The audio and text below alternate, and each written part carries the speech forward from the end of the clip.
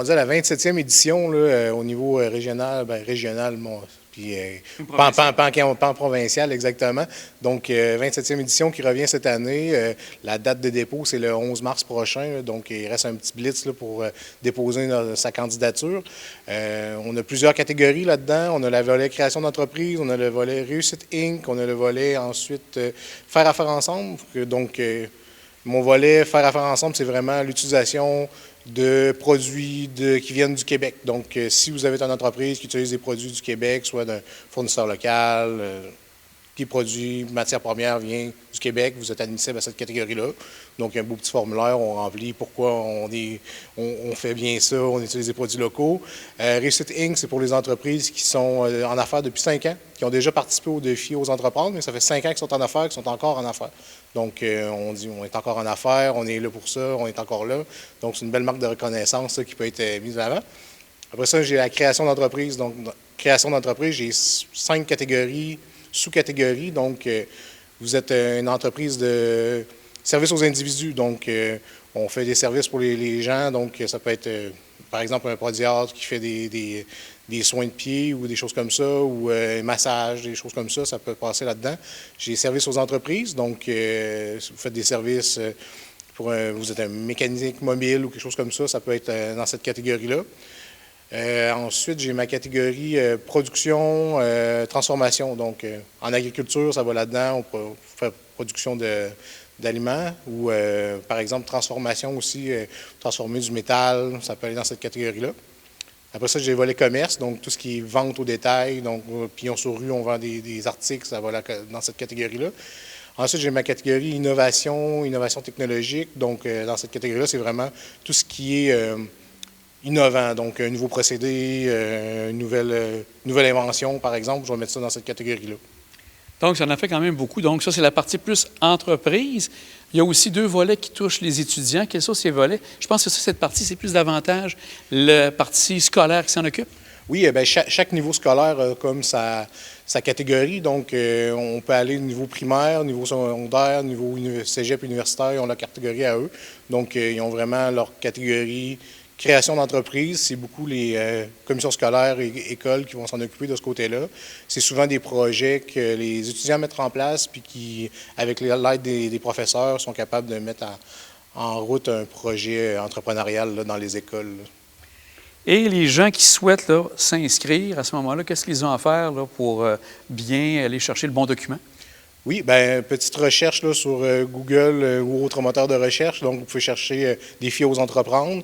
Sinon, vous pouvez communiquer avec moi là, au bureau 418-827-5256, le poste 210. Donc, ça va me faire plaisir de répondre à vos questions par téléphone, puis vous guider vers les bonnes pages là, pour terminer votre inscription. Puis aussi, maintenant, on va parler d'encore ce qui s'en vient, un événement qui est rendu pour une 32e année, l'événement emploi. On est ici au centre communautaire de l'Ange-Gardien parce qu'elle va se passer ici. Ça va se passer à quel moment? C'est le 20 mars prochain. On va être ici à l'Ange-Gardien au nouveau centre communautaire. C'est notre 2e édition ici. On est venu au printemps dernier aussi là, comme une première. On a aimé l'expérience. On a été bien reçus. Donc, on en profite. On permet de faire un événement. On a 2 événements par année. Donc, on a un dans l'est du territoire puis un dans l'ouest. Donc, on sépare un petit peu le territoire là-dessus. Puis, ça va être le 20 mars prochain. On les attend je vais recommencer ça. On vous attend là, de 16h à 19h pour rencontrer les entrepreneurs sur place. Là. Et les entrepreneurs, tu en as combien actuellement qui ont confirmé leur présence? J'ai une quinzaine d'entreprises là, qui sont intéressées à être présents sur place. On monte souvent en haut de entre 20 et 25. On peut aller jusqu'à 30 entreprises là, en recherche d'emploi. On est en blitz d'inscription pour les entrepreneurs là, qui cherchent de la main-d'œuvre pour la saison estivale, par exemple. Là, c'est un bel endroit pour accueillir des gens. Donc, les gens ont encore la possibilité, les entrepreneurs qui souhaitent faire partie de ce groupe d'entrepreneurs, ils te rejoignent à ce moment-là? Oui, exactement. Ils peuvent m'appeler. Puis moi, je les dirige vers notre page, notre coordonnatrice là, qui est sur la page événement emploi, donc Marie-Josée Houd, qui nous aide beaucoup là-dedans. Et en tout et partout, j'ai vu déjà sur le site, on parle déjà d'une 60aine d'emplois disponibles. Donc, s'il arrive d'autres entreprises, il y aura sûrement encore plus d'emplois qui seront offerts. Exactement. Notre site web est mis à jour à chaque jour, là, finalement. Là. Donc, si une nouvelle entreprise s'inscrit avec sa liste de postes, sont mis de l'avant, sont affichés. Donc, ça peut être un bon endroit pour regarder s'il y a un emploi qui vous intéresse avant de vous déplacer.